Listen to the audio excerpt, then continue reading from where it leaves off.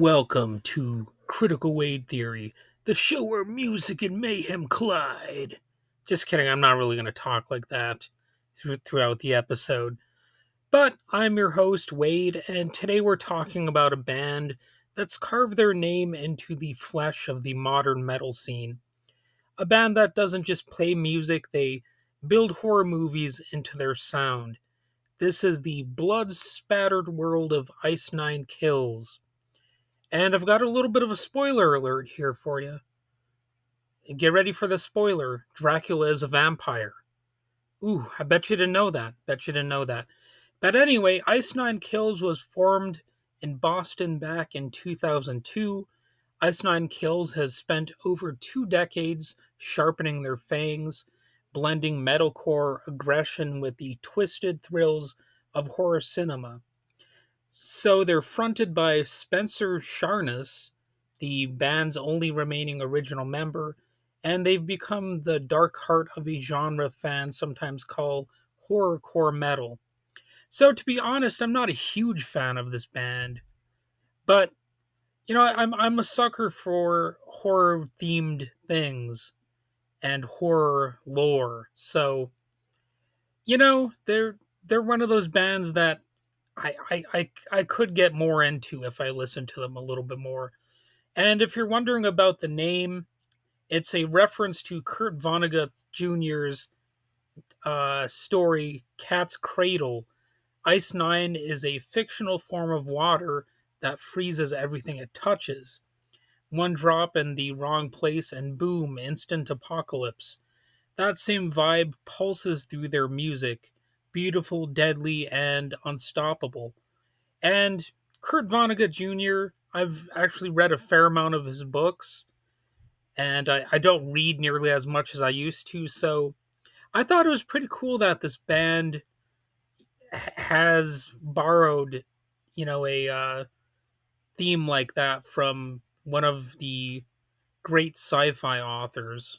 Kurt Vonnegut really is a unique writer, and it helps me respect this band a little bit more than you know, if they just had a more generic sounding name that doesn't have cool origins like that in literature. But anyway, let's talk sound a little bit. Ice Nine Kills isn't quite raw like punk or lo-fi garage metal or something like that. Their music it's more polished, cinematic. Some might even call it a Pro Tools metal sort of thing. It's big, it's clean, and it's theatrical. Think melodic choruses drenched in blood. Breakdowns feel like you're being chased through a haunted house or something like that. Screams, orchestral stabs, and sound bites straight out of horror movies can be found in their music, which again is one of the reasons I know they're a band that could grow on me if I listen to them more. So this is metal for movie monsters and stuff like that. They have a lot of songs that make very clear references to horror villains and the like. So even though it's not the edgiest music out there, the old fuddy-duddies will still say it sounds like devil music. You know those types, the Ned Flanders types, who are increasingly looking like the you know the neo-fascists of the world. I sometimes call House Speaker Mike Johnson the neo-fascist Ned Flanders, and you've seen the types. I guess I shouldn't mention that the real Ned Flanders it is a little more complex. He's a little more complex than the types who would uh, support a lot of that stuff. The Christian fanaticism today. Like he's more like the '90s character, uh, the '90s characterization of a religious prude, I suppose you could say. Anyway, back to Ice Nine Kills. After I got a little bit distracted by my own tangent, their breakthrough came with the Predator Becomes the Prey in 2014. a ferocious slab of horror-tinged metalcore, but they didn't hit their stride until the next two records. In 2015, every trick in the book saw them crack open the literary crypt. Each song was based on a classic. You had Dracula, Romeo and Juliet, The Exorcist, I think, and more. But in 2018, they went full slasher with the Silver Scream, a concept album where every track was inspired by a different horror film. Halloween, A Nightmare on Elm Street, Friday the 13th, and a few movies that are a little more obscure than those.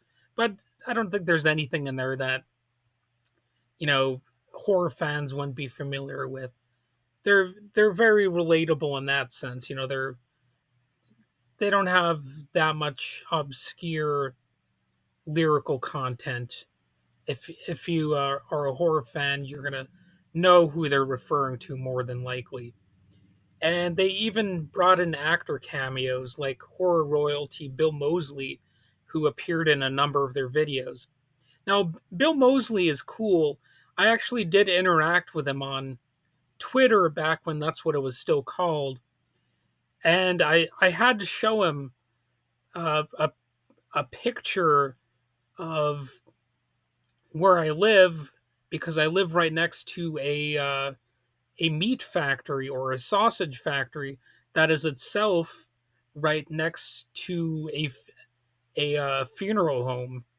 So I had to point out that where do they get their meat? And Bill Moseley responded. He said, "You're I forget the exact words, but I think he said your town likes prime meat or something like that."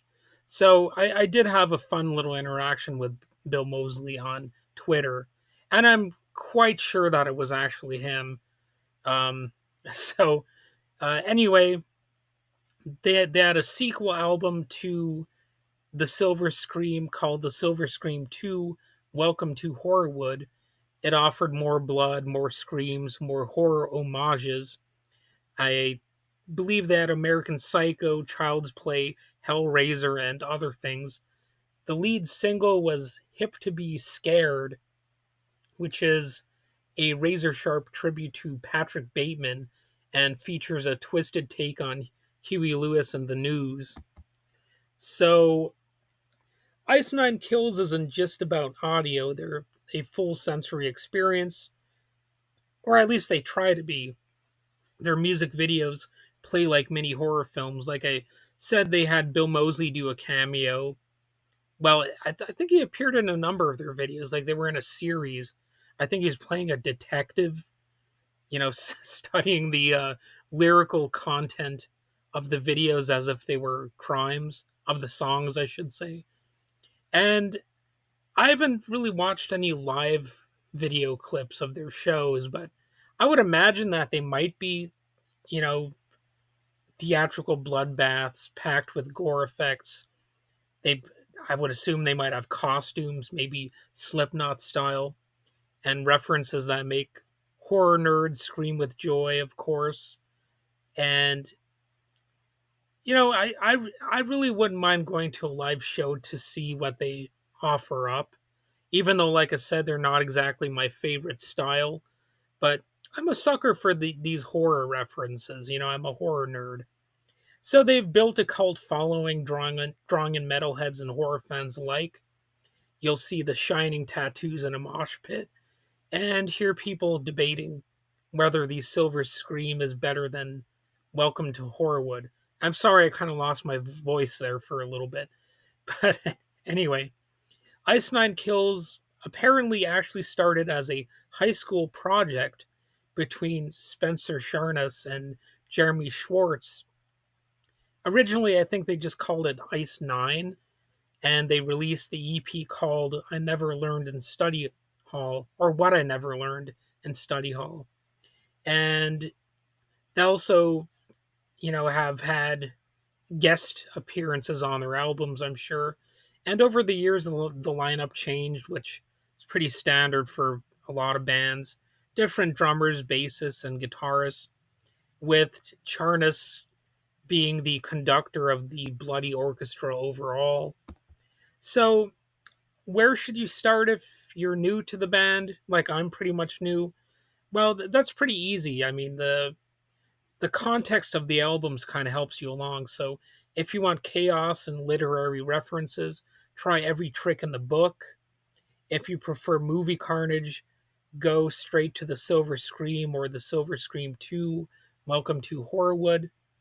If you crave something older, you can look into Safe as Just a Shadow, which was an album that was re-recorded in 2017 with more of today's production polish. So if you want to like start off from the early years or something, you have that opportunity. Because some people they want to hear the early stuff first regardless of the quality of it because they're just wanting to listen in a chronological order. Other people they're like, oh, I'm just going to pick and choose based on what mood I'm in or whatever. So you do have options there. And Ice Nine Kills may not be the rawest band out there, but they've mastered their niche. They have a pretty solid fan base. It's theatrical, self-aware, and for a lot of people, it's going to be bloody fun. They're the horror movie you scream through and then watch again, and that's what they're trying to be at least. I don't know. Obviously, some of you out there are going to be like, I listen to their songs and they suck or whatever. It's hard to review movies and TV shows and music because there's always going to be somebody out there who's going to hate whatever you recommend. It doesn't matter how awesome the band is or whatever, you know. So anyway, eventually on CWT, we'll dissect some more of the horror films that haunt this band's songs. But until then, stay loud, stay weird, and if you hear footsteps behind you, run.